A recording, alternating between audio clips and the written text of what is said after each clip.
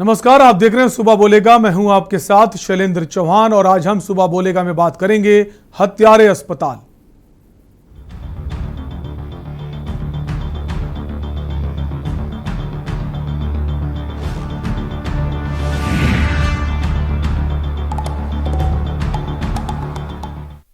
UP के सरकारी अस्पतालों को अस्पताल कहा जाए या हत्यारे अस्पताल कहा जाए, एक के बाद एक लापरवाही सिस्टम की धज्जियां उड़ाना अब इनके लिए एक रोज का रूटीन जैसा हो गया है।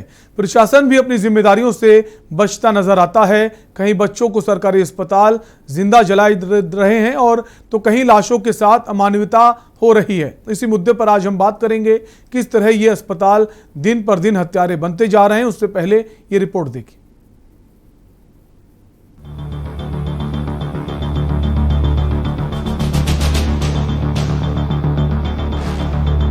उत्तर प्रदेश में कौशाम्बी के जिला अस्पताल में एसएनसीयू में एक नवजात शिशु वार्मर मशीन के हीटिंग पैड पर जिंदा जल गया। बच्चे का शरीर नीला पड़ गया। वार्मर इतना गर्म हो गया कि बच्चे के सीने से पेट तक की चमड़ी बुरी तरह झुलस गई।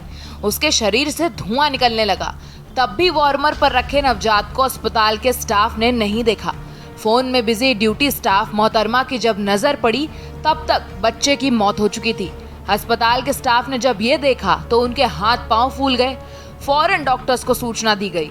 चीफ मेडिकल सुपरिटेंडेंट डॉक्टर दीपक सेठ और एसएनसीयू के ड्यूटी डॉक्टर्स वार्ड में पहुंचे। तब तक बच्चे ने अपना दम तोड़ दिया था। जो तो हमारे बच्चे को इन्होंने मतलब जो है हीटिंग दे के जला दिया। पूरा बच्चा हमारा फट गया है।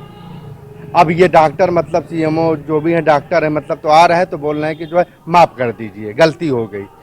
तो किसी की मतलब एक बच्चे की जान की कीमत इन लोगों के लिए सिर्फ माफी है। बच्चा ठीक था, बच्चा रो रहा था ज्यादा, तो डॉक्टर ने बोला कि इसको जो है टेनेसी में डाल दीजिए। 1 घंटे के अंदर जाके देखती है तो बच्चा बिल्कुल जला पड़ा। बच्चे के अंदर से धुआं निकल रहा है। ये जो है डॉक्टर की अपना स्टाफ की सबसे बड़ी तो मैं कहूँगा ये यहाँ के जो है डॉक्टर की लापरवाही है। जिस दिन बच्चा हुआ उस दिन इन्होंने 4,000 रुपए लिया, 4,500 रुपए लिया। फिर जो है जो जिसकी ड्यूटी चेंज हो रही वो कहता है 1,000 रुपए दो, 500 रुपए दो। इस घटना से गुस्साए बच्चे के परिजनों ने अस्पताल में जमकर हंगामा किया। मंझनपुर पुलिस ने मौके पर पहुंचकर उन्हें समझाया, तब जाकर वो शांत हुए। परिजन का आरोप है कि एसएनसीयू वार्ड का स्टाफ मोबाइल पर बिजी था। उन्होंने बच्चे पर ध्यान ही नहीं दिया। आपको बता दें कि 14 अगस्त को प्रसव के लिए अस्पताल पहुंची थी महिला, जहां शाम 6 बजे बच्चे का जन्म हुआ। बेटे के जन्म से परिवार वाले काफी खुश थे। वो निश्चिंत थे कि डिस्चार्ज कराकर घर ले जाएंगे, लेकिन डॉक्टरों ने बच्चे को पूरी तरह से स्वस्थ ना होने की बात कही और उसे एसएनसीयू वार्ड में शिफ्ट कर दिया। पूरी रात परिवार के लोगों को नवजात के पास जाने नहीं दिया गया। रविवार सुबह बच्चे की नानी उसे देखने गई तो बच्चे का शरीर नीला पड़ चुका था और उसके शरीर से धुआं निकल रहा था। सीने और पेट का हिस्सा फट रहा था। हंगामे के बाद मामले की जांच शुरू हुई। नवजात के पिता जुनैद अहमद की शिकायत पर मामले की जांच की जा रही है। इधर हक बकाए सीएमएस डॉक्टर दीपक सेठ बयान देते समय ठीक से नजर भी नहीं मिला पा रहे थे। हालांकि उन्होंने भी कहा कि जांच कराई जाएगी, दोषी के खिलाफ कार्रवाई होगी। में बच्चा 1 दिन पहले एडमिट हुआ था तो उसको बर्थ एस्फिक्सिया था और बर्थ एस्फिक्सिया का उसका जो भी कह रहे थे कि सांस नहीं ले पा रहा। बाद में उसको ऑक्सीजन वगैरह लगी है और दवा चल रही थी, जो भी उसमें कार्रवाई चल रही थी। आज सुबह उसकी डेथ हो गई है। परिजन लोग आरोप लगा रहे हैं कि नेग्लिजेंस का, और उसका हम जांच और कार्रवाई और हमने अपने ऑर्डर कर दिया है। डॉक्टर साहब के भी मैं पूछताछ करूंगा कि कैसे शोएब खान ड्यूटी पे थे, उनसे भी वार्ता हो जाएगी क्या हो गया। एक डॉक्टर ने कहा गलती हो गई, माफ कर दीजिए। इतना कहकर वो चले गए, फिर नजर नहीं आए। ऐसा कहना है बच्चे के पिता जुनैद का। पर बड़ा सवाल यह है कि ऑन ड्यूटी स्टाफ कहां मशगूल था कि उनका ध्यान ही नहीं गया, और क्यों ये सरकारी अस्पताल हत्यारे बनते जा रहे हैं और इनकी जवाबदेही कौन देगा। स्पेशल डेस्क के न्यूज इंडिया।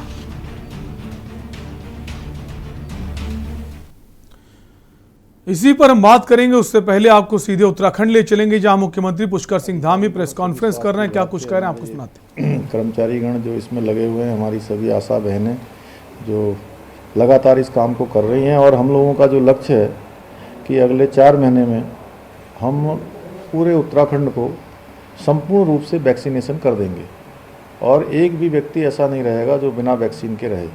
तो उस क्रम में आज जनपद बागेश्वर का जो आया है हमारे पास कि वहाँ पर 100% वैक्सीनेशन हो गया है।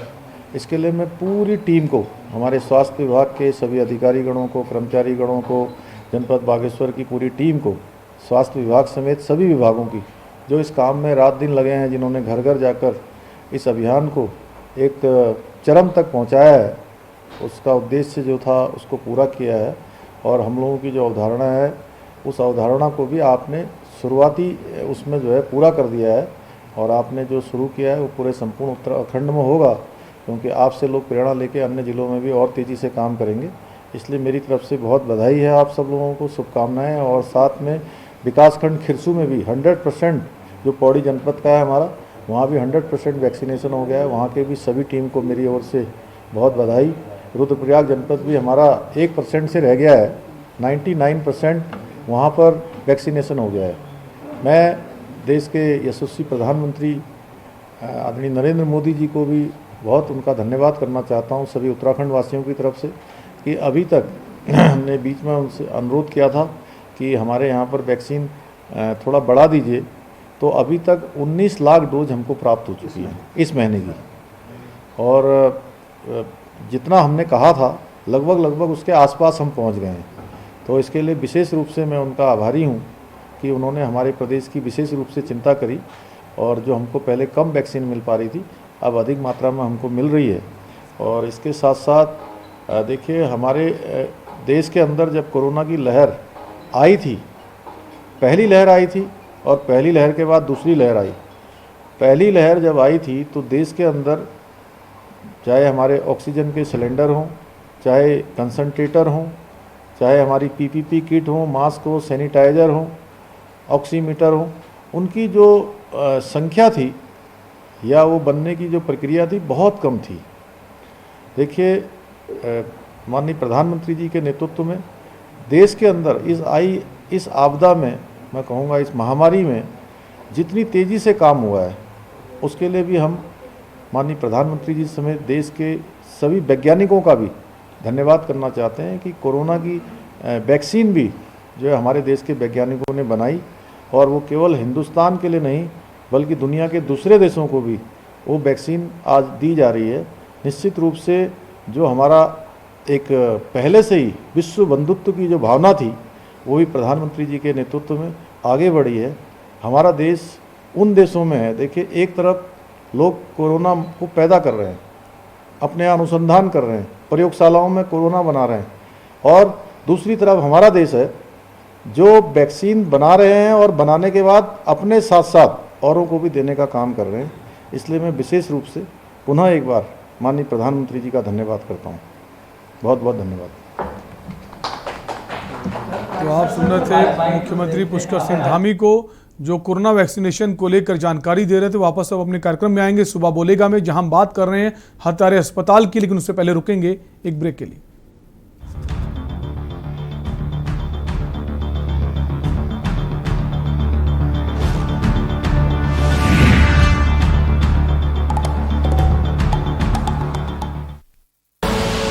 आप देख रहे हैं के न्यूज, खबरों का सारथी। संकल्प ये हमने लिया, हर काम को पूरा करे, वंचित कोई ना अब रहे, ये लक्ष्य हम पूरा करें। संकल्प है, संकल्प है, संकल्प है। ना अब कोई पिछड़ा रहे, ना अब कोई लाचार हो, हर वर्ग का उत्थान हो, सबको सभी अधिकार हो, जो सबसे हो पीछे खड़ा, हम साथ में उसके रहे। संकल्प है, संकल्प है, संकल्प है।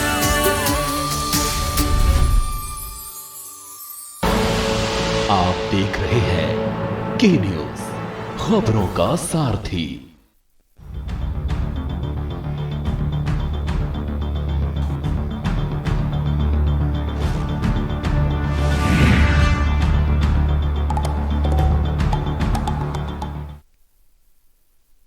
स्वागत है, आप देख रहे हैं सुबह बोलेगा, जहां हम बात कर रहे हैं हत्यारे अस्पताल की। जैसा आपने देखा कौशाम्बी में जो फोन में मशगूल है जो स्टाफ है अस्पताल का, और हीटिंग पैड में जलकर एक बच्चे की मौत हो जाती है। इसके पहले आपको हमने खबर दिखाई जहां पर एम्बुलेंस ना मिलने से एक प्रसूता की मौत हो जाती है।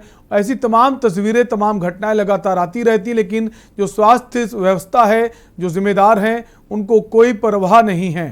अब ज़रा कुछ तस्वीरें आपको और दिखाएंगे, और भी जगह की ऐसी तस्वीरें हैं। फिलहाल जो हम बात कर रहे हैं कौशाम्बी की, जहां पर एक बच्चे की हीटिंग पैड में जलने से मौत हो जाती है, और जो बच्चा है उसको लेकर आए थे, उसको थोड़ी सी दिक्कत थी, लेकिन लापरवाही देखिए, उसको तो ठीक नहीं कर पाए और उसकी मौत हो गई। हमारे साथ कुछ संवाददाता हैं अलग अलग ज़िलों से।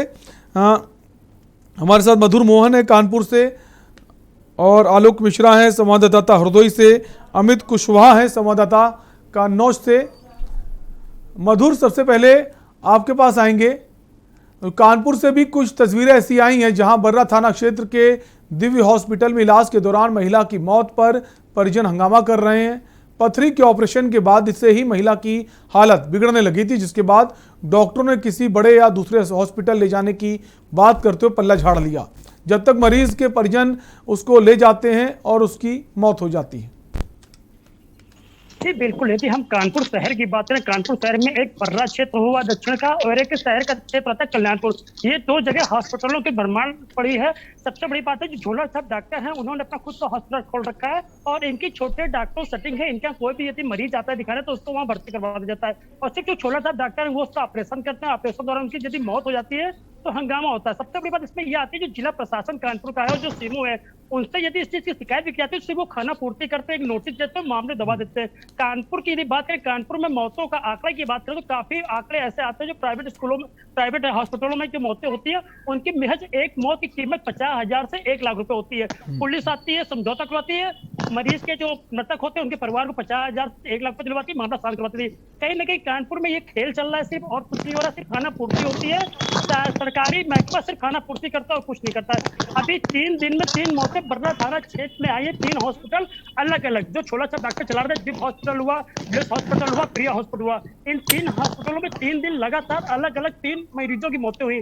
सिर्फ खाना पूर्ति में किसी को 50,000 रुपए दिए गए, किसी को 1 लाख, किसी को 1,20,000। पुलिस आती है, समझौता करवाती है और चली जाती है, जिसकी शिकायत सीएमओ से कई बार की गई, जमींदारों ने कई बार की और कई बार मीडिया की, लेकिन सिर्फ सीएमओ की टीम आती है, खाना पूर्ति करती है और सिर्फ चली जाती है, एक नोटिस दे देती है। इसके अलावा कोई जांच होती है। मधुर, कारण क्या है, कार्रवाई क्यों नहीं होती है? सिर्फ जांच के नाम की बात की जाती है और जांच ठंडे बस्ते में डाल दी जाती है, उसके बाद सब भूल जाते हैं। बिल्कुल, ये भी बात एक है कि कार्रवाई क्यों नहीं होती है, क्योंकि कहीं ना कहीं जो ये छोटे अस्पताल है, कहीं ना कहीं सीएमओ की जेम भरते रहते हैं, जो अधिकारियों की जेम भरते हैं, इसलिए इसमें कार्रवाई नहीं होती। क्योंकि अभी जो दिव्य हॉस्पिटल मामला था, वहां पे एक नोटिस चिपका दी गई थी कि यह हॉस्पिटल नहीं चलेगा, लेकिन उसके बाद भी आज वो हॉस्पिटल खुला है, तो कहीं ना कहीं साफ देखने को मिल रहा है इस चीज के लिए कि कहीं ना जो अधिकारी हैं वो सिर्फ दिखे हुए हैं, और जो हॉस्पिटल संचालक हैं, क्योंकि झोला छाप होते हैं, इनकी कोई कमाई का वो नहीं होता है। ये एक मरीज से कम 1 से 1.5 लाख रुपए कमाते हैं, मौत होगी तो ठीक है, नहीं हुई तो 1 से 1.5 लाख रुपए आ जाता है। तो कहीं ना कहीं सिर्फ मिली भगत चलती है, सीएमओ ऑफिस के जितने भी छोटे बाबू उनसे मिली भगत से पूरा काम होता है। जी ठीक है मधुर, बने रहिए, हमारे साथ अमित भी हैं। अमित, कन्नौज से एक मामला सामने आया है, जो वृद्ध है उसके शव को घसीटते हुए ले जा रहे हैं। अमित, क्या आपको हमारी आवाज आ रही है? अमित, कन्नौज से एक वीडियो सामने आया है जहां पर एक वृद्ध है, उसके शव को घसीटते हुए ले जा रहे हैं। कन्नौज मेडिकल कॉलेज में मानवता को शर्मसार करने वाला मामला सामने आया है, जहां अज्ञात हादसे में मौत के बाद देखना है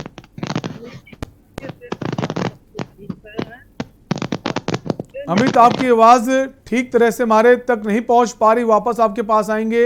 हरदोई में भी एक मामला सामने आया है, जहां पर जो मामला है, हरदोई में भी इस तरह के कई सारे मामले आए हैं कि जो झोला छाप डॉक्टर हैं वो पेड़ों के सहारे इलाज कर रहे हैं। गंदगी के बीच मरीज का इलाज चल रहा है, पेड़ पर ग्लूकोज की बोतल टांग कर इलाज किया जा रहा है। ऐसे कई सारे मामले लगातार आते रहते हैं जिसको के न्यूज़ प्रमुखता से उठाता है, आपको दिखाता है, लेकिन बावजूद इसके जो जिम्मेदार हैं सुधरने का नाम नहीं लेते हैं और लगातार लापरवाही बरती जाती है, लोगों की जान चली जाती है। जब अधिकारियों से पूछा जाता है तो वो सिर्फ और सिर्फ ये कहते हैं कि हम जांच करेंगे। जांच किस बात की करेंगे? सारे साक्ष्य आपके सामने मौजूद हैं कि किसकी लापरवाही है, सीसीटीवी लगे हुए हैं, उसके बावजूद कार्रवाई नहीं होती। जांच के नाम पर खाना पूर्ति की जाती है। जांच कब होती है इसका किसी को पता नहीं चलता।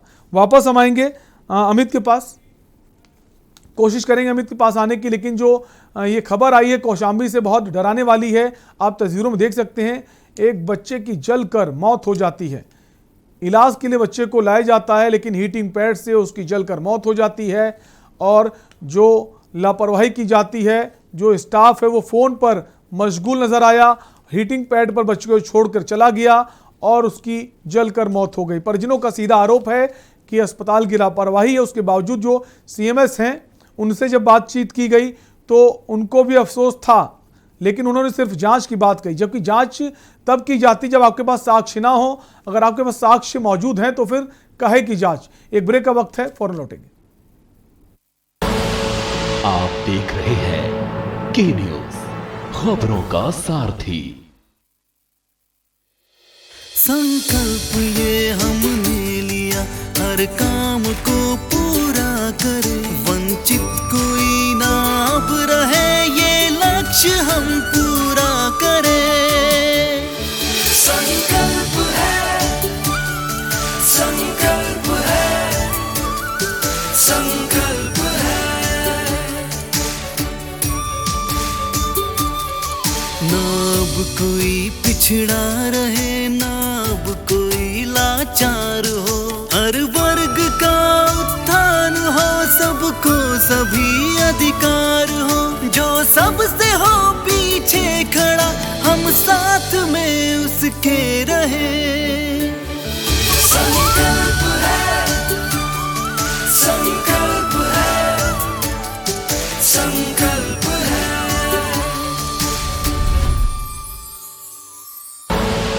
आप देख रहे हैं के न्यूज़, खबरों का सारथी। ब्रेक के बाद आपका स्वागत है। आप देख रहे हैं सुबह बोलेगा, जहां हम बात कर रहे हैं हत्यारे अस्पताल की। लगातार ऐसी खबरें आ रही हैं, ऐसी तस्वीरें आती हैं जो रोंगटे खड़े कर देती हैं। अब हम आपको कुछ तस्वीरें दिखाएंगे। 3 तस्वीरें हैं। पहली कानपुर की है जहां पर बर्रा थाना क्षेत्र के दिव्य हॉस्पिटल में इलाज के दौरान एक महिला की मौत पर परिजन हंगामा कर रहे हैं। पथरी के ऑपरेशन के ही बाद से महिला की हालत बिगड़ने लगी थी, जिसके बाद डॉक्टरों ने किसी बड़े या दूसरे हॉस्पिटल ले जाने की बात करते हुए पल्ला झाड़ लिया। जब तक मरीज के परिजन निजी गाड़ी की व्यवस्था कर रहे थे, उसी दौरान महिला की हालत बिगड़ गई और महिला ने दम तोड़ लिया, जिसके बाद अस्पताल प्रशासन अपना पल्ला झाड़ा। उसका कहना है मेरी कोई गलती नहीं है। और दूसरी तस्वीर आपको दिखाएंगे कन्नौज की। ऐसी कई तस्वीरें हैं जो ये सोचने को मजबूर कर देती हैं, आखिर स्वास्थ्य व्यवस्था को लेकर, स्वास्थ्य के दावों को लेकर सरकार बड़े बड़े दावे करती, वायदे करती, लेकिन धरातल पर ऐसा कुछ नजर नहीं आता। हमारे साथ पूर्व सीएमओ साहब जुड़ गए लखनऊ से, doctor AK Shukla ji. Sir स्वागत है आपका। डॉक्टर AK शुक्ला जी, क्या आपको हमारी आवाज आ रही है? डॉक्टर AK शुक्ला जी, क्या आप हमें सुन पा रहे हैं? शायद डॉक्टर AK शुक्ला तक हमारी आवाज नहीं पहुंच रही। अमित के पास वापस आएंगे। अमित, आपको हमारी आवाज आ रही है? जी, अमित, आपसे सवाल है, जो कन्नौज से जो खबर देखने को मिली कि वृद्ध के शव को घसीटते हुए नजर आए। देखिए, ये मानवता को शर्मसार करने का मामला आया है।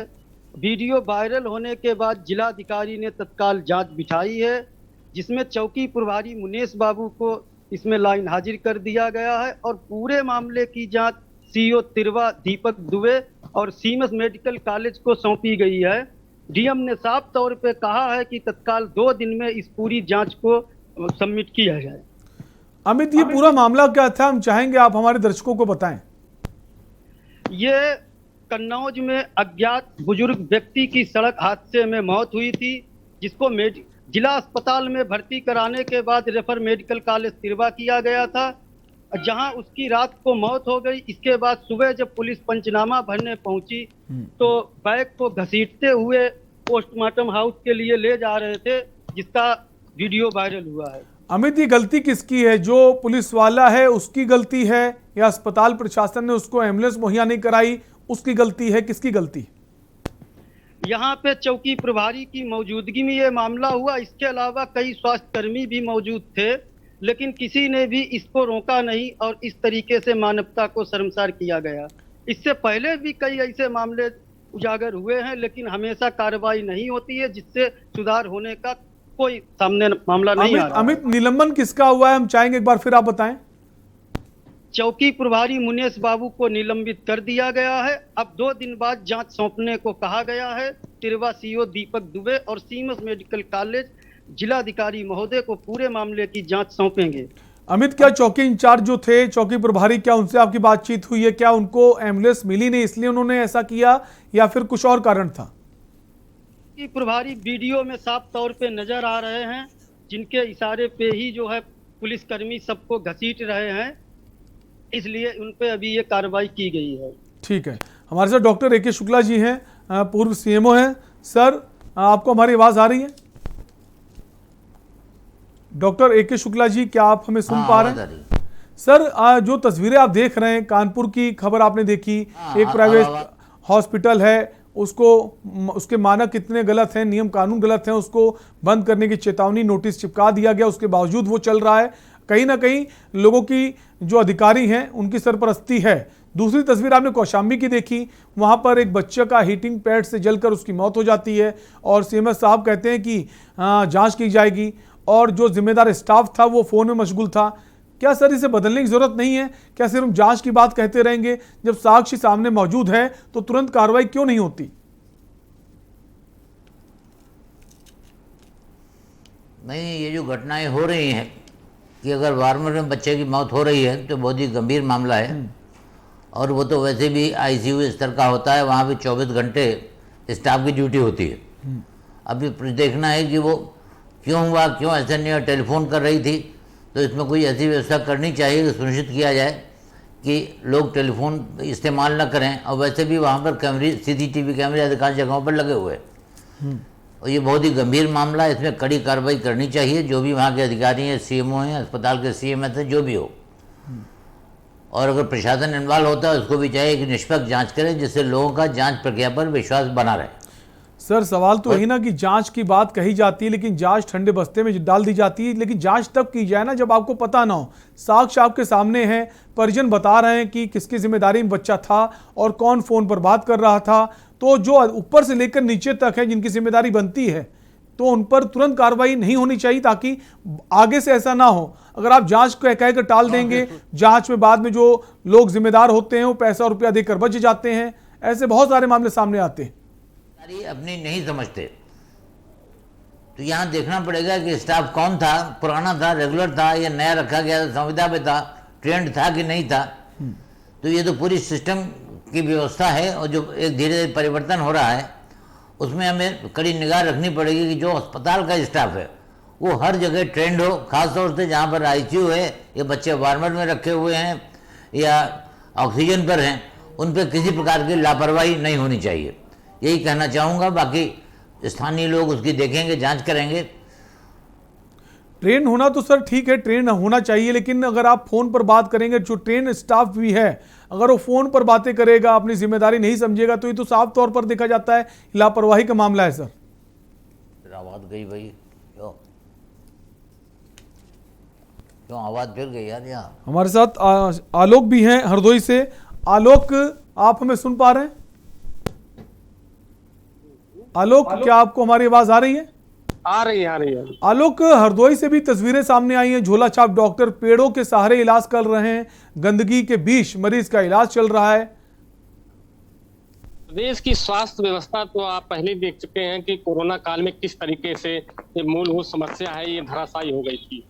बात करें झोला छाप डॉक्टरों की, तो झोला छाप डॉक्टर बड़े पैमाने पर हैं।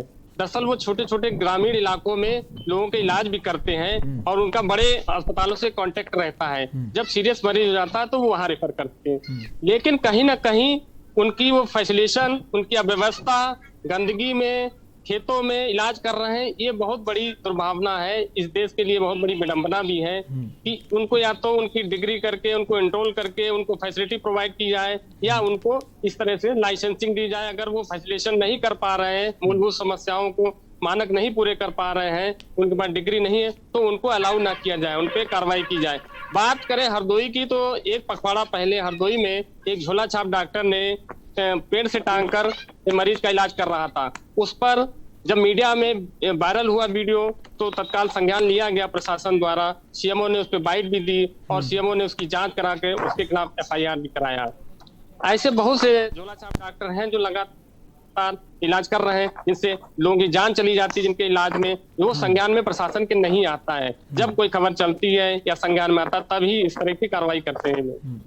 आलोक, जिम्मेदार डॉक्टर ही नहीं हैं, जिम्मेदार बाकी लोग भी हैं, जो लोग उनके पास जाते हैं, जिनके पास डिग्री नहीं है, जिनको कुछ ज्ञान नहीं है।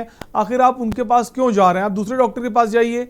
या फिर एक बड़ा कारण यह भी है कि पैसे की कमी है, पैसा नहीं होता वहां तक जाने के लिए, ये भी एक बड़ा कारण है।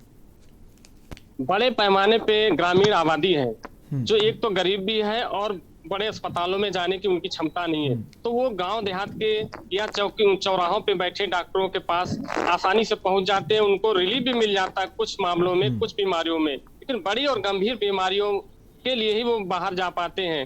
इसलिए ज्यादातर उनका जाना वहीं पर रहता है। ग्रामीण क्षेत्रों में प्रदेश की स्वास्थ्य व्यवस्था नहीं पहुंच पा रही है, सरकार मुकम्मल स्वास्थ्य व्यवस्था रूरल एरिया में नहीं दे पा रही है, इसलिए उनकी एक मजबूरी बनती है कि वो झोला छाप डॉक्टरों के पास पहुंच जाते हैं और अपने कम पैसे में और आसानी से थोड़ी बहुत सहूलियत के हिसाब से इलाज करा लेते हैं।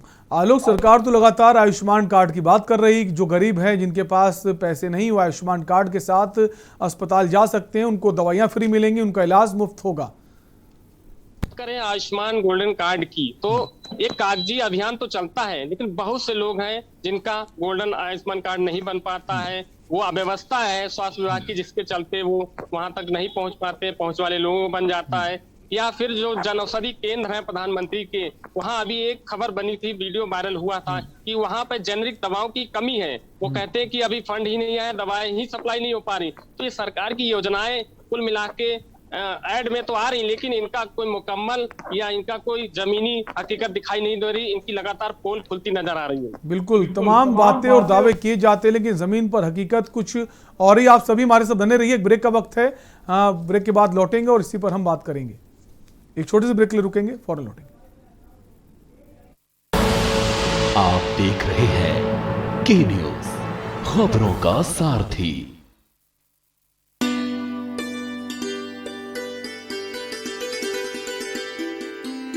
किसान की आय डबल करने का लक्ष्य, किसानों का जीवन आसान बनाना, हम इस संकल्प पथ पर बड़ी तेजी से आगे बढ़ रहे हैं।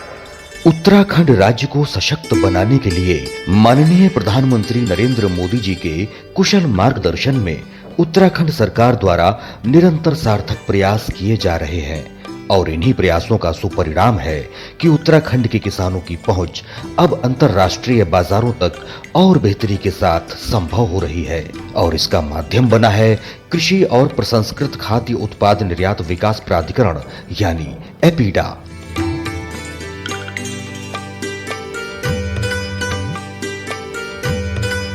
आज राज्य के किसी भी सुदूर गांव में उगाई जा रही फसल न केवल एशिया बल्कि यूरोपियन देशों में भी पहुंच रही है। उत्पादन गुणवत्तापूर्ण होने की वजह से उत्तराखंड की फल सब्जियों से लेकर खास किस्म के अनाज तक की डिमांड आज विदेशी बाजारों में खूब हो रही है। सरकार की तरफ से अभी किसानों को बहुत मदद की जा रही है। सभी जितने किसान हैं सभी को जोड़कर एक क्लस्टर बनाया गया है, जिनको सरकार की तरफ से काफ़ी चीज़ उपलब्ध कराई गई है। सबके कंपोस्ट पिट बनाए गए, स्प्रे मशीनें दी गई और अपने घर में कीटनाशक बनाने के लिए अपने उन ड्रम आदि दिए गए और लोगों को उसकी ट्रेनिंगें दी गई, कैसे आपने जैविक खेती करनी है और जैविक खेती के बाद जो आपका उत्पादन होगा उसको आपने कहाँ मार्केट करना है, कहाँ आपने उसको बेचना है। ये सरकार की तरफ से काफ़ी मदद की जा रही है किसानों की। देश के यशस्वी प्रधानमंत्री नरेंद्र मोदी जी का किसानों की उन्नति का संकल्प सिद्ध हो रहा है और इसी का नतीजा है कि उत्तराखंड में करी पत्ता, भिंडी, नाशपाती और करेला जैसी अन्य फल सब्जियों के निर्यात को लगातार प्रोत्साहन मिल रहा है। मैं जैपनीज खेती भी करता हूँ। सबसे कॉस्टली है वो राइस है, जो कि 15,000 रुपए पर क्विंटल के हिसाब से। मेरे पास सोयाबीन है जिसका फल भी बिकता है, दाना भी बिकता है, दोनों। उत्तराखंड में रागी, झिंगोरा, चौलाई जैसे मोटे अनाजों का जैविक उत्पादन करने वाले किसान आज उत्साहित होकर खेती से जुड़ रहे हैं। उत्तराखंड में अब कुछ ऐसे किसान भी हैं जो विभाग की मदद से अपने कुछ प्रोडक्ट को देश से बाहर भी भेज पा रहे हैं। में जैसे चावल है आपका, मसाले हो गए आपके, और हनी हो गया, और फ्रूट्स में आपका एप्पल हो गया, मैंगो हो गया, गुआवा हो गया। किसानों की आय बढ़ाने के लिए संकल्पबद्ध केंद्र सरकार के मार्गदर्शन में उत्तराखंड सरकार की कृषि हितैषी योजनाओं ने किसानों के चेहरों पर मुस्कान लाने का काम किया है। संकल्प से सिद्धि, कृषि से समृद्धि।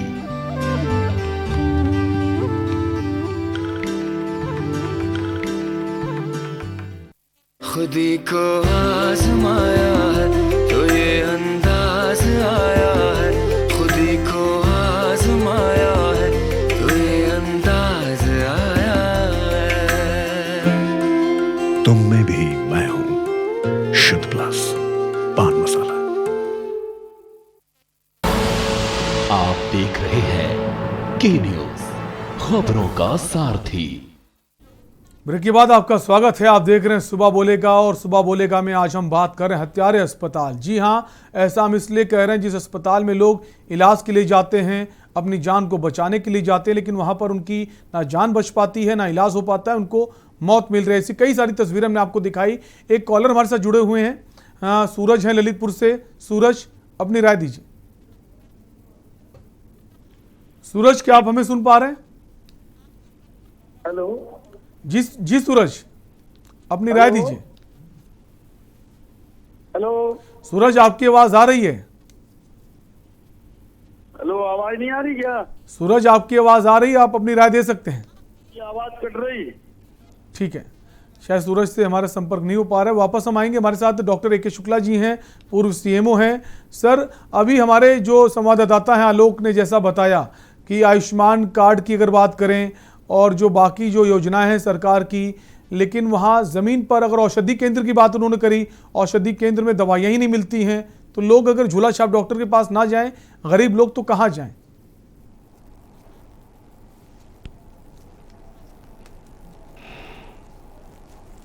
Doctor A K. शुक्ला जी, क्या आप हमें सुन पा रहे हैं?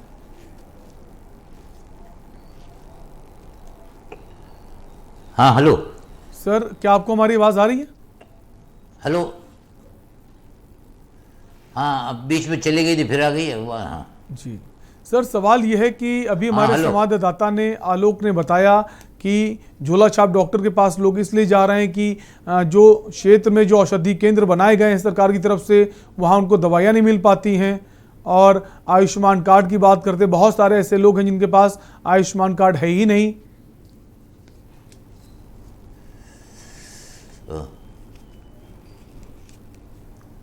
हेलो, शायद डॉक्टर ए.के. शुक्ला तक हमारी आवाज़ नहीं पहुंच पा रही। वापस हम मधुर के पास आएंगे। मधुर, कानपुर से जो आपने खबर बताई दिव्य हॉस्पिटल का मामला, उस पर नोटिस चस्पा हुआ था, उसके बावजूद उस पर कोई वहाँ पर बाका इलाज जो है वो लगातार चल रहा है। आप बने रहिए। एक कॉलर फिर से हमारे साथ जुड़ गए हैं, सूरज ललितपुर से। सूरज, अपनी बात कहिए। संपर्क टूट गया सूरज से। एक बार फिर से वापस मधुर के पास आएंगे। मधुर, आप हमें सुन पा रहे हैं? मधुर, क्या आप हमें सुन पा रहे हैं? मधुर, सवाल है, कानपुर में लगातार इस तरह की खबरें सामने आती रहती हैं। जैसा आपने अभी जिस हॉस्पिटल की बात की, आपने कहा उस पर नोटिस चस्पा हुआ था, उसके बावजूद धड़ल्ले से वहां इलाज लोगों को चल रहा है। कहने की कानपुर बात करें, कानपुर सिर्फ खाना पूर्ति होती है और कुछ नहीं होता। इससे पहले भी आपको कई बार अवगत करवा चुके हैं हम लोग कि जितने भी हॉस्पिटल में यदि कोई कांड होता है और चिपका कराया जाता है कोई भी नोटिस, तो उसके बाद भी अंदर अंदर कहीं ना कहीं हॉस्पिटल है। सबसे बड़ी बात इसमें एक सामने देखने के लिए है कि जितने भी कानपुर में हॉस्पिटल है प्राइवेट जो झोला छाप चला रहे हैं, उनका सबसे ज्यादा लिंक होता है ग्रामीण क्षेत्रों में, जो छोटे झोला छाप डॉक्टर होते हैं और शहरी से जुड़े हुए जो क्षेत्र होते हैं उनसे होता है। क्योंकि कहीं ना कहीं वो छोटे झोला छाप डॉक्टर की एक लिमिट होती है कि आप मरीज लाइए, मुझसे 30% लीजिए, जो भी बिल बनेगा 1 लाख से 1.5 लाख का, उसका 30% देना होता है। तो आप देखिए, जब बर्रा की हम बात करें, बर्रा में 3 जो भी मौतें हुई है लगातार 3 दिन अलग अलग हॉस्पिटल में, सबके यदि हम निवास की बात करें, रहने की बात करें, तो बर्रा से कम 40 किलोमीटर दूर के जो मरीज है वो यहाँ भर्ती होते हैं आके, लोकल का कोई मरीज नहीं भर्ती होता। तो कहीं ना कहीं कार्रवाई जो होनी चाहिए वो ग्रामीण क्षेत्रों में जो भी झोला छाप डॉक्टर उनके ऊपर, जो कानपुर शहर में जो हॉस्पिटल बने हैं, मोटो कार्रवाई बने हैं उनके ऊपर। सबसे बड़ी बात यह आती है, जब भी कोई ऐसा मामला होता है, पुलिस खाना पूर्ति करके मरीज जो तमीनदार जो मौत होती है जिस मरीज की, उनके तमीनदार को 50,000 से 1 लाख रुपए दिलवा देती है और एक नोटिस चिपका करके मामले को शांत करवा देती है। लेकिन कहीं ना कहीं इसमें जो सबसे छोटे वर्ग का व्यक्ति होता है, जो कर्मचारी होता है हॉस्पिटल का, उसके ऊपर कार्रवाई करके पूरे मामले को शांत कर दिया जाता है। इससे पहले भी कई मामले ऐसे आ चुके थे। हम पर मंथ की बात करें, 1 महीने की मौतों की हॉस्पिटलों की बात करें तो कम से सैकड़ों से ज्यादा व्यक्तियों की मौत होती है प्राइवेट हॉस्पिटलों में, जिसमें सीएमओ कार्रवाई करते हैं, लेकिन सिर्फ खाना पूर्ति के लिए, मीडिया के सामने बोलने के लिए। एक प्रेस कॉन्फ्रेंस में ये बोल दिया जाता है कि हाँ इसमें हॉस्पिटल सीज किया जाएगा, एक नोटिस चिपका किया जाता है, उसके बाद भी हॉस्पिटल अंदर चलता है। तो कहीं ना कहीं साफ समझ में आता है कि मिली भगत से पूरा ये काम होता है, क्योंकि कहीं ना कहीं ये डॉक्टर जो हैं वो कहीं ना कहीं सीएमओ के जो बाबू हैं उनको पैसा पहुंचाते हैं और कहीं ना कहीं पूरा काम होता है। हम सरकारी यदि महकमे की बात करें, सरकारी में महकमे का भी यही काम होता है। जैसे कि अभी थोड़े पहले कौशाम्बी की बात करें, कौशाम्बी का एक सामने मामला आया था, कन्नौज का एक मामला सामने आया था, एक बेहद दुखद वाली घटना सामने थी, लेकिन सिर्फ खाना पूर्ति की गई और कुछ नहीं किया गया। एक जगह चौकी इंचार्ज देखा जाए सस्पेंड कर दिया, लेकिन मेन देखा जाए ये पूरे महकमा, सरकारी महकमे की पूरी गलती है। हॉस्पिटल का मेन प्रबंधक की गलती, उसको हटाना चाहिए, लेकिन एक चौकी इंचार्ज पर कार्रवाई करके कन्नौज वाले मामले में खाना पूर्ति कर दी गई। यही काम आपका कौशाम्बी में किया गया, यही कानपुर की गई। कानपुर में हॉस्पिटल में 3 मौतें हुई, लेकिन अभी तक कोई कार्रवाई किसी डॉक्टर के खिलाफ नहीं की गई कि किसी के ऊपर भी हत्या का मुकदमा लिखा जाए या फिर हॉस्पिटल सीज किया जाए। कहीं ना कहीं सिर्फ खाना पूर्ति चल रही है और कुछ नहीं हो रहा है। जी मधुर, ये भी देखा गया, जैसे आपने कहा कमीशन खोरी के काम है, डॉक्टर उस हॉस्पिटल रेफर करता है मरीज को जहां उसका कमीशन होता है। इसके अलावा बहुत सारे प्राइवेट हॉस्पिटल ऐसे भी हैं जिस क्षेत्र में हॉस्पिटल होते हैं, वहाँ का जो थाना होता है, चौकी होता है, उनसे भी इनका पूरा सेटिंग रहता है कि अगर कोई परिजन अगर हंगामा करता है किसी बात को लेकर, अगर मरीज को लेकर, इलाज को लेकर या कोई और बात, तो उसको लेकर थाने से भी ज़्यादा कार्रवाई, मदद परिजनों को नहीं मिलती। जी बिल्कुल, यदि हम बात करें इस चीज की, जो आपने सवाल पूछा, बहुत अच्छा सवाल पूछा है कि इसमें सबसे बड़ी बात यह है कि आप यदि हाईवे में एक एक्सीडेंट होता है तो पुलिस लेट पहुंचती है, कहीं चोरी होती है तो लेट पहुंचती है, कहीं हत्या होती है तो लेट पहुंचती है, लेकिन हॉस्पिटल जैसे मामले में कहीं भी कोई यदि बवाल होता है तो पुलिस तत्काल पहुंच चुकी, क्योंकि कहीं ना कहीं पुलिस का जो फायदा होता है, कहीं भी कोई मौत होती है, परिजन हंगामा काटते, पुलिस आती है, उनको समझाती है, उनको डांटती भी है, और उसके बाद डॉक्टर के पास किसी एक व्यक्ति को बैठा के समझौता करवाती है, मरीज से जो उसका पैसा बकाया होता है वो माफ करवाती है और डॉक्टर से, और प्लस उसको 50 से 60,000, 1 लाख जैसा तय हो वो पैसा देके छुटकारा करके वहां से हटा देती है और कहीं ना कहीं अपनी जेब भी भरती है। तो इससे साफ देखने को मिलता है कि एक एक्सीडेंट में पुलिस लेट पहुंच रही, चोरी में लेट पहुंच रही, लेकिन हॉस्पिटल जैसे मामले में तत्काल पहुंच जाती है। तो उसका साफ देखने को मिलता है कहीं ना कहीं पुलिस की मिली भगत होती है। जी लेकिन मधुर, अगर ये भी देखें, पुलिस की मिली भगत तो है ही, बाकी जो प्राइवेट हॉस्पिटल हैं, जो बड़े अधिकारी हैं, स्वास्थ्य अधिकारी, सीएमओ जो बड़े बड़े हैं, क्या उनको ये सब चीज़ों की भनक नहीं लगती? आप इतने बड़े पद पर बैठे हैं, आपको कोई जानकारी नहीं है क्या इस वक्त चल रहा है हॉस्पिटलों में? जी बिल्कुल, सभी अधिकारी को जानकारी होती है, लेकिन अधिकारी सिर्फ खाना पूर्ति करता है। यदि कोई मामला वाकई ऊंचे स्तर का होता, किसी विधायक के स्तर का होता, कहीं और अधिकारी के स्तर का, तो खाना पूर्ति करके जरूर उसको नोटिस करके किसी एक हम देखा जाए कर्मचारी को सस्पेंड कर दिया जाता है या हटा दिया जाता है या उसके खिलाफ मुकदमा लिख दिया जाता है। लेकिन मुकदमा महज 15 से 1 महीने में मुकदमा भी खत्म हो जाता है, जो पेनाल्टी होती है वो भर जाती है, मामला फिर वहीं से वहीं आ जाता है। तो कहीं ना कहीं सिर्फ जो बड़ा अधिकारी जो बैठे हैं, सीएमओ की बात करें, जिला अधिकारी बात करें, सिर्फ खाना पूर्ति की है। अभी ये मामला हफ्ते में 3 मौतें हुई हैं बर्रा से, लेकिन अभी तक हफ्ते भर हो गया, लेकिन अभी तक सीएमओ ने कोई कार्रवाई नहीं की और वैसे सिर्फ एक नोटिस हॉस्पिटल में एक नोटिस चिपका की गई थी, उसके बाद भी हॉस्पिटल चल रहा है। तो कहीं ना कहीं साफ ये पता चल रहा है कि कहीं ना कहीं सब पूरी मिली भगत से हो रहा है। बिल्कुल, जब कोई बड़ा मामला, कोई बड़ी घटना होती तो कार्रवाई जरूर होती है। बने रहिए सभी लोग हमारे साथ, एक ब्रेक का वक्त है, जल्द लौटेंगे। आप देख रहे हैं के न्यूज, खबरों का सारथी। संकल्प ये हमने लिया, हर काम को पूरा करे, वंचित कोई ना अब रहे, ये लक्ष्य हम पूरा करें।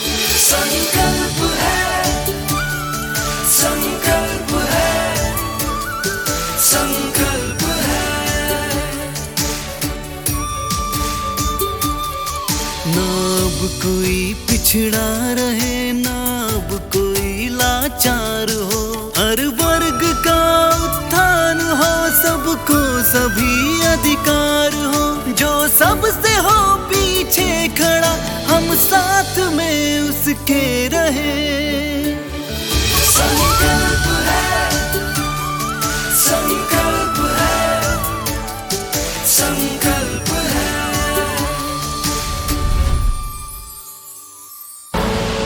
आप देख रहे हैं के न्यूज, खबरों का सारथी। ब्रेक के बाद आपका एक बार फिर से स्वागत है। आप देख रहे हैं सुबह बोलेगा, जहां हम बात करें हत्यारे अस्पताल। जी हां, हत्यारे अस्पताल इसलिए बोल रहे हैं कि वहां पर लोग इलाज के लिए जा रहे हैं, लेकिन उनको इलाज के नाम पर सिर्फ खाना पूर्ति हो रही है, इलाज में लापरवाही हो रही है, लोगों की जान जा रही है। वापस हम आएंगे, हमारे साथ डॉक्टर ए.के. शुक्ला जी हैं, पूर्व सीएमओ हैं। सर, ब्रेक से पहले जिस तरह से हमारे संवाददाता मधुर हमें बता रहे थे कि जब मामला बहुत ज़्यादा बड़ा हो जाता है तभी सीएमओ तक बात पहुंचती है और तब सीएमओ कार्रवाई करते हैं। बाकी मामले कई ऐसे चलते रहते हैं, कोई संज्ञान नहीं लिया जाता, लोगों की जान चली जाती है, लापरवाही होती है, लेकिन कोई एक्शन लिया नहीं जाता।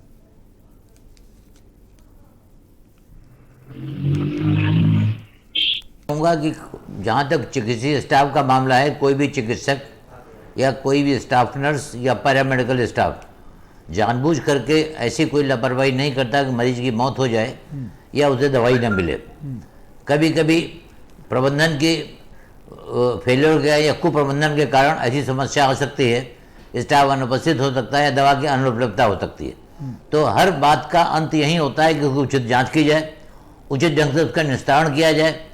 लेकिन अभी ये भी चर्चा हो रही थी कि जांच पर विश्वास कैसे किया जाए। इसके लिए हमारी सरकारों का जिलाधिकारी हैं, जिले स्तर के, उनकी जिम्मेदारी होती है इस तरीके से ओपन एंडेड जांच करें कि जनता को विश्वास हो, शिकायतकर्ता को विश्वास हो।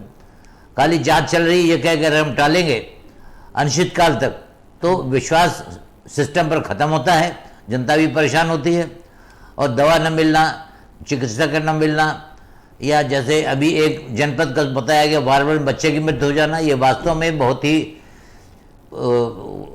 बड़ी अनियमितता है, लापरवाही है।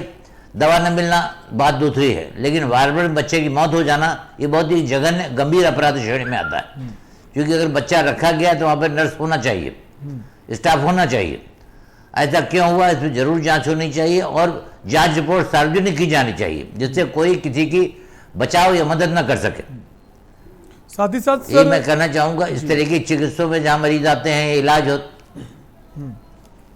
साथ ही साथ सर, जो जांच होती है जिसके लिए कमेटी बनाई जाती है उनमें जी ऐसे लोगों को शामिल किया जाए ताकि उस दूसरे ज़िले के हों, दूसरे शहर के हों और बड़े ओहदे पर हों, ताकि उनके साथ हम साठगांठ करके और उन पर जो पीड़ित जो दोषी पक्ष है वो साठगांठ करके पैसा देकर बच ना जाए। इसके लिए सर क्या करना चाहिए?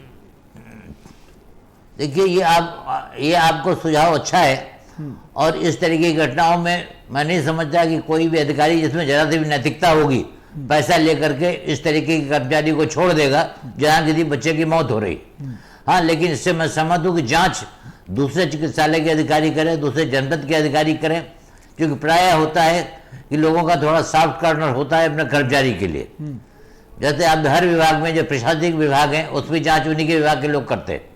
ये आपको सुझाव अच्छा है। कोई घटना होती है अस्पताल में तो दूसरे अस्पताल के या दूसरे जनपद के लोग जांच करें और जांच खुली जांच होनी चाहिए, खुली जांच होनी चाहिए, जिससे जांच शिकायत करने वाले को भी विश्वास हो जांच पर और सिस्टम में विश्वास हो। सरकार को भी ओपन जांच करा करके कड़ी कार्रवाई करनी चाहिए। निर्धारित आदेश स्पीकिंग ऑर्डर होना चाहिए कि इसको ये कार्य सौंपा गया था, इसने ये लापरवाही की, जिससे कहीं से बचाव की कोई गुंजाइश न रहे।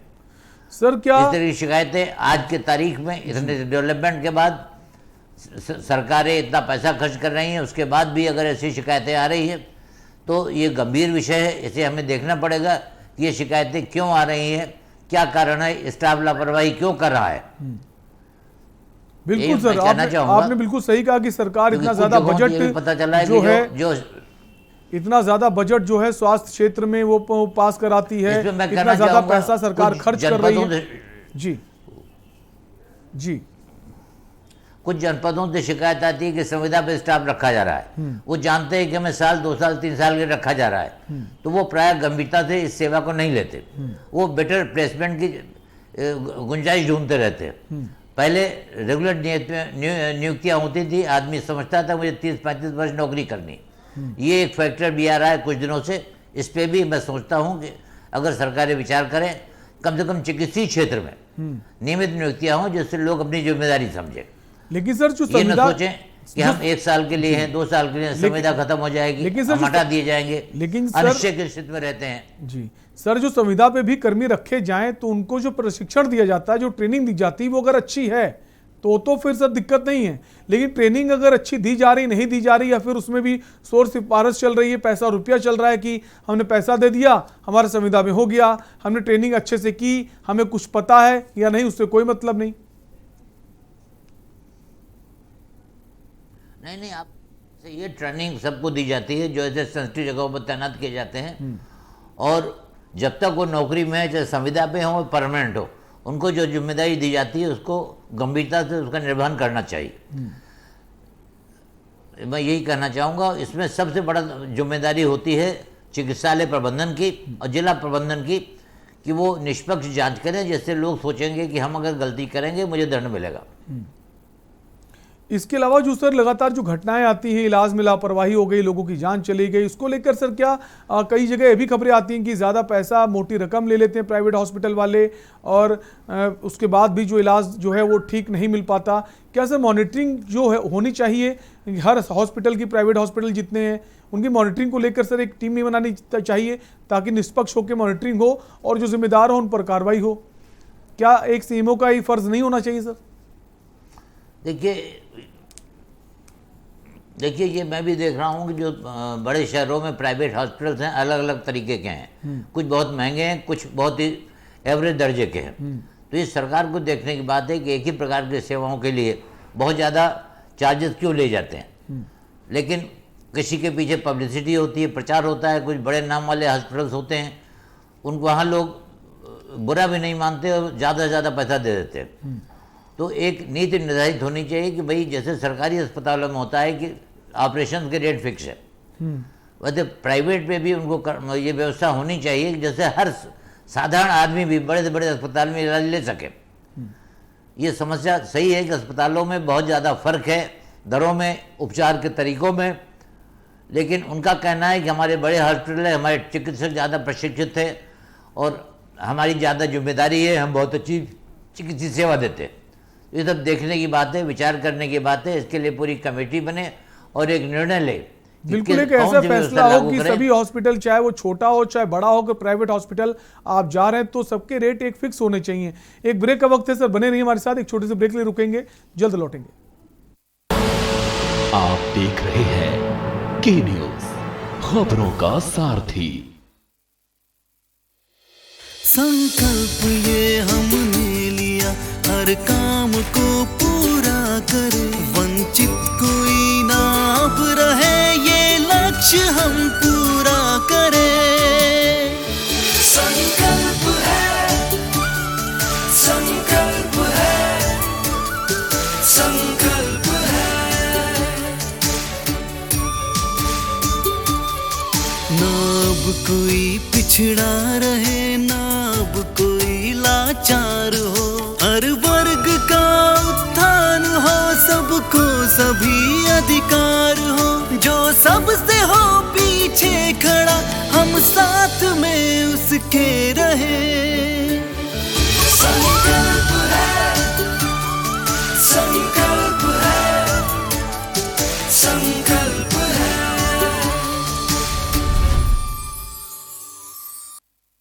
जुबान के लिए उड़ चला गैरों की जमीन पर, खुशबू अपने पन की ढूंढता। दूर कितना भी जाओ, इस जुबान से दूर ना जा पाओगे। विमल, बोलो जुबान केसरी। आप देख रहे हैं के न्यूज, खबरों का सारथी। ब्रेक के बाद एक बार फिर आपका स्वागत है। आप देख रहे हैं सुबह बोलेगा। सुबह बोलेगा में बात कर रहे हैं हत्यारे अस्पताल की, और वो इसलिए क्योंकि अस्पतालों में जहां लोग इलाज के लिए जा रहे हैं, इलाज में लापरवाही बरती जा रही है। वापस हम आएंगे डॉक्टर जो हमारे साथ जुड़े हुए हैं AK शुक्ला जी, पूर्व CMO हैं। डॉक्टर साहब, जैसे पहले आपने कहा ब्रेक से पहले, जिस तरह की जो बड़े अस्पताल हैं, छोटे अस्पताल, इनके बीच एक बड़ा गैप है। एक अस्पताल में OT का चार्ज अलग होता है, पर डे जो चार्ज होता है वार्ड का वो अलग होता है, और दूसरे अस्पताल का चार्ज अलग होता है। तो सर इसके बीच इतना गैप क्यों है? क्या इसको कम करने की जरूरत नहीं, और कैसे कम किया जाए सर? देखिए, मैं कहना चाहूँगा जरूरत है, लेकिन अगर आप किसी बड़े बैनर वाले हॉस्पिटल में जाएंगे तो उनका रख रखाव, हॉस्पिटल का रख रखाव, बड़े चिकित्सकों की सैलरी इतनी ज़्यादा बढ़ जाती है कि उनको उसके हिसाब से अपने तरह रखनी पड़ती है, और ये गवर्नमेंट की जानकारी में भी है। तो इसके लिए अगर सरकार चाहती है तो कोई नीति जरूर बनाए कि जिससे बड़े अस्पतालों का लाभ हमारे साधारण लोग भी ले सकें, साधारण ग्रामीण वाले या नागरिक लोग भी ले सकें, क्योंकि जो बहुत बड़े बैनर के हॉस्पिटल हैं वहाँ जाने में काफ़ी बड़े लोग भी डरते हैं। जी बिल्कुल सर। और इसके अलावा सर अगर बात करें कि जो इलाज को लेकर, जो इलाज जो होता है, अगर हम ज़िला अस्पताल की बात करें, जो ज़िला अस्पताल होता है सर, वहाँ पर बहुत ज़्यादा लापरवाही देखी जाती है। अक्सर देखा जाता है सर, ज़िला अस्पताल में बहुत ज़्यादा लोगों की संख्या होती है। क्या स्टाफ की कमी इसलिए सर इलाज नहीं ठीक से मिल पाता, या फिर कुछ और कारण है सर?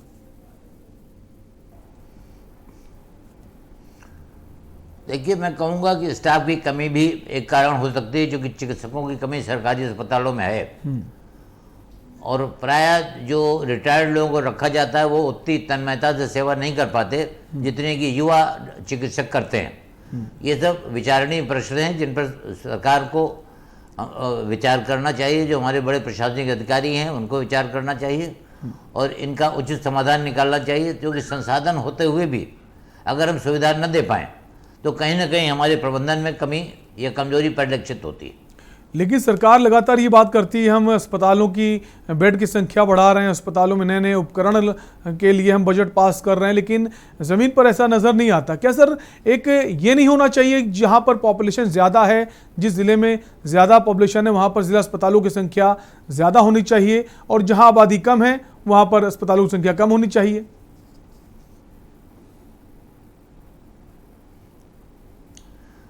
हाँ, ये तो देखिए नीतिगत प्रश्न है।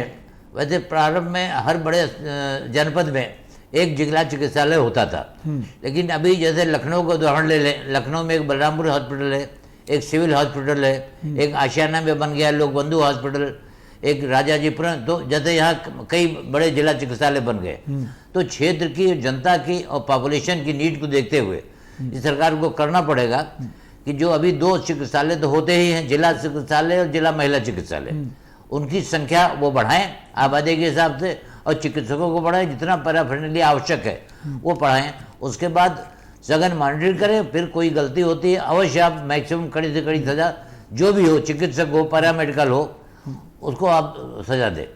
लेकिन पहले एज ए एम्प्लॉयर हमारी भी जिम्मेदारी होती है कि हम पहले खुद मौके पर जा कर के देख लें कि वास्तविकता क्या है, दूध का दूध और पानी का पानी क्या है, किसका दोष है, जिससे कि ये इंप्रेशन आ जाए कि साहब सरकार निष्पक्ष जांच नहीं कर रही है।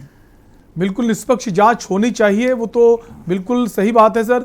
इसके अलावा सर अगर ज़िला अस्पतालों की बात करें तो जब डॉक्टर्स दवाइयाँ लिखता है, इंजेक्शंस लिखता है, और वो फ्री इंजेक्शंस और दवाइयाँ उपलब्ध होती हैं सरकारी जो अस्पताल हैं उनके जो दवाखाने अंदर, लेकिन उसके बावजूद उनको वो दवाइयाँ नहीं मिलती, वो बाहर से जाकर खरीदना पड़ता है, और कहा यह जाता है वो दवाइयाँ अंदर उपलब्ध हैं।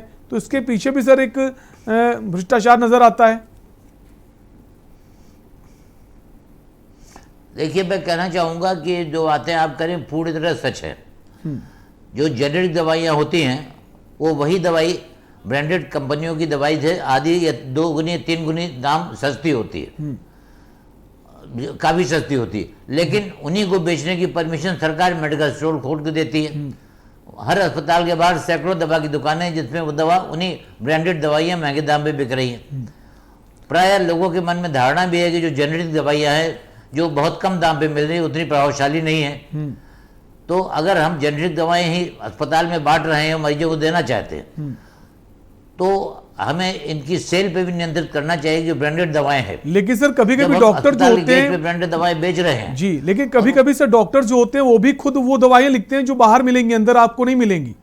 तो डॉक्टर का भी दोष रहता है या फिर डॉक्टर की सेटिंग होती है सर बाहर के जो मेडिकल स्टोर्स हैं?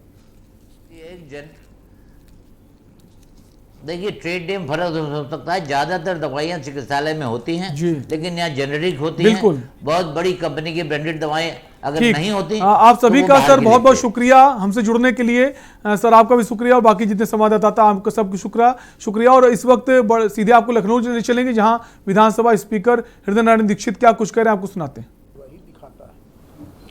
इसका लाभ ये होता है कि हम लोगों को चुनने वाले मतदाता यहाँ के बारे में, विधानसभा के बारे में क्या हो रहा है, कैसे हम बोल रहे हैं, गैर हाजिर तो नहीं हो रहे हैं, आदि विषयों पर अपनी जानकारी बढ़ाता है। आधुनिक तकनीकी ये बहुत आगे छलांग लगा गई है। इस दृष्टि से और भी तमाम उपाय हैं कार्यवाही को दिखाने के। उन्हीं में से एक उपाय ये है इसका YouTube का, कि अब यहाँ से हमारी सदन की कार्यवाही और जो हम चाहेंगे, जैसे आज हम सब लोग बैठे, तो ये कार्यवाही YouTube पर देखी जा सकेगी। हम सब जानते हैं, आप हमसे ज़्यादा जानते हैं YouTube के बारे में और सोशल मीडिया के बारे में। YouTube पर जो कार्यवाही आएगी उसको इच्छानुसार हम 2 साल बाद, 4 साल बाद, 10 साल बाद भी देख सकते हैं। इसलिए यह और भी उपयोगी है और साधारण मोबाइल की आवश्यकता इसमें होती है। तो ये विचार आया और अब विधानसभा की कार्यवाही YouTube पर भी देखी जा सकेगी। फिलहाल अभी के लिए आपसे लेंगे इजाजत। बने रहिए के न्यूज़ इंडिया के